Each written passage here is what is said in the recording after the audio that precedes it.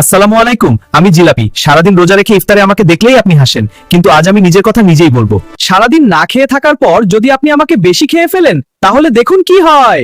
আমি খুব মিষ্টি, তাই আপনার রক্তের শর্করা হঠাৎ বেড়ে যায়। ফলাফল মাথা ঘোরা, দুর্বল লাগা, ঝিমঝিম ভাব। আর যদি ডায়াবেটিস থাকে, তাহলে সমস্যা আরো বাড়তে পারে। আমি কিন্তু তেলে ভাজা, তাই আমাকে বেশি খেলেই আপনার পেটে শুরু হতে পারে গ্যাস, বুক জ্বালা, অস্বস্তি।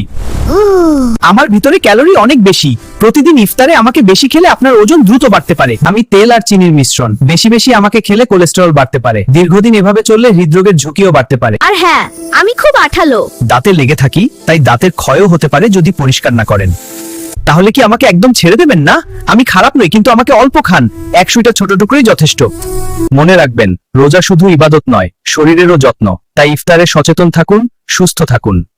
ভালো লাগলে লাইক দিন, কমেন্টে আপনার মতামত জানান, আর এমন স্বাস্থ্য টিপস পেতে এখনই সাবস্ক্রাইব করুন।